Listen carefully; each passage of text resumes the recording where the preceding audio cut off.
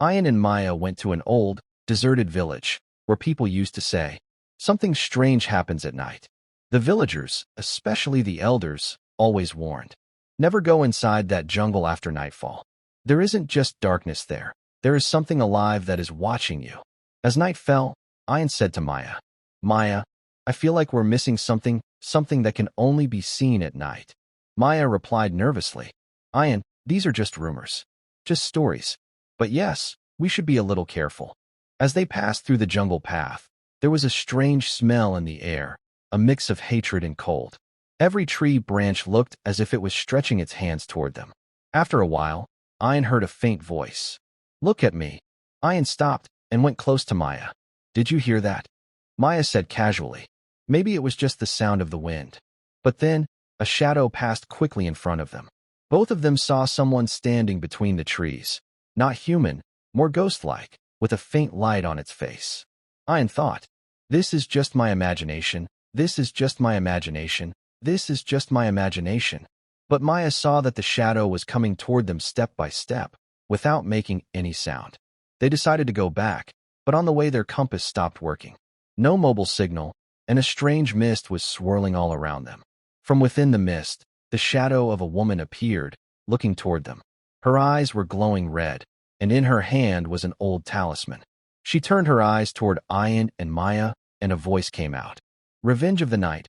Now it's your turn." Ayan and Maya ran and hid inside an old mansion. Inside the mansion, black magic symbols were drawn on the walls, and there were marks of blood stains on the floor.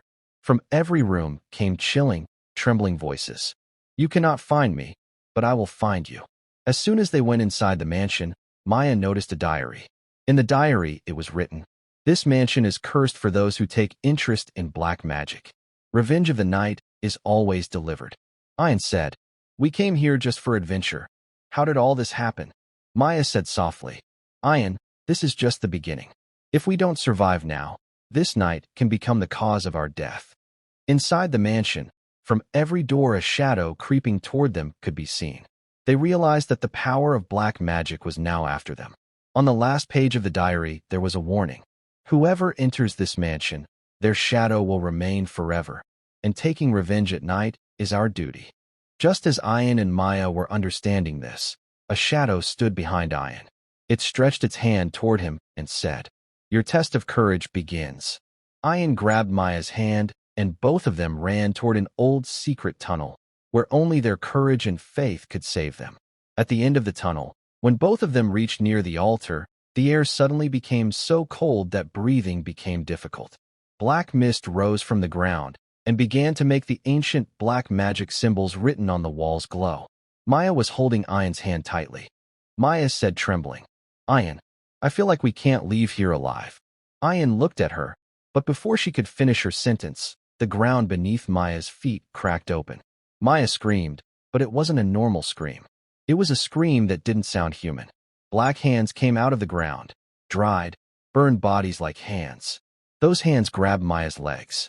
Maya looked toward Ayan, her eyes full of tears and fear. "Ayan, get me out of here, please." Ayan grabbed her hand, but as soon as he pulled with force, Maya's body began to stretch between those hands. The sound of her bones breaking was heard. Crack, crack, crack, like wood snapping. Maya's body slowly stopped being straight. Her neck twisted at a wrong angle. Her eyes remained wide open, and only one sentence came out of her mouth. "Revenge of the night." Then, her body was dragged into the darkness with a sudden jerk. No blood was seen. No body remained. Only her broken talisman was left on the ground. Ayan kept screaming, crying, hitting the ground, but inside the tunnel only laughter echoed, very slow, very filthy. Revenge is complete. Ayan saw that where Maya had been standing, there was now only a deep black mark, as if even her soul had been burned. He stumbled outside. Alive, but life ended. Morning had arrived. The jungle looked normal. The village also looked normal, but Ayan was not normal. He returned to the city, but every night at exactly 12 o'clock, Maya's scream echoed in his ears. "Ayan, get me out." Whenever he tried to sleep, the moment he closed his eyes, he saw the same scene. Maya's breaking hands, her eyes, and those black hands. Doctors said, "It's severe trauma." But Ian knew. This was not trauma. It was a curse. One night, Ian looked into the mirror. Maya was standing behind him. The same broken neck. The same open eyes. Maya said softly, "You are alive, so that you can carry the burden of my death." Ian screamed, and the mirror shattered. In the morning, his room was empty.